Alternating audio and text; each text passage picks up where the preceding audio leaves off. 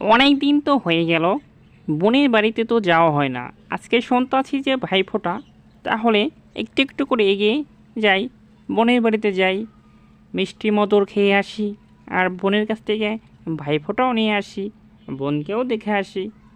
আসলে ভাইফোঁটাটা শুরু হয় 1000 বছর আগে থেকে, বংশ পরম্পরম ভাইফোঁটা চলে আসছে। আসলে কালী পূজার পরের 2 দিন পর থেকে শুক্লপক্ষে ভাইফোঁটা শুরু হয়। আজকে ভাইফোঁটার দিন। আমি তো বুঝছি বসে আছি, কখন আমার ভাই আসবে, আমি আমার ভাইকে ফোঁটা দেব, আমার ভাই যেন সুখে থাকে।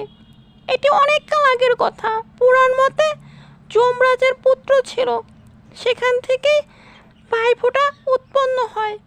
আর এটি ভাইয়ের রক্ষা কবচ বলে মানে এটি ভারত, নেপাল এবং ভারতের বিভিন্ন রাজ্যে এই অনুষ্ঠান পালিত হয় ভাইফোঁটা নামে।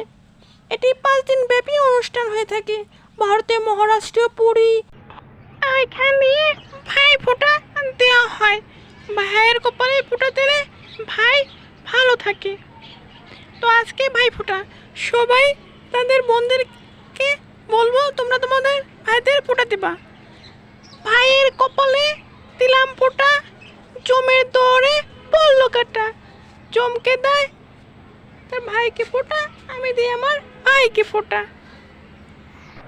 এভাবে ভাইফোঁটা শেষ হয়ে যায়। প্রতি বছর বছর ভাইয়ের কপালে ফোঁটা দেয়। তো হ্যালো গাইস, আমার এই ভিডিও যদি আপনাদের ভালো লেগে থাকে তাহলে একটা সাবস্ক্রাইব আর একটা কমেন্ট করে জানাবেন প্লিজ। বন্ধুরা, ভালোবাসা দিয়ে সাপোর্ট করবেন, পাশে থাকবেন। Thank you.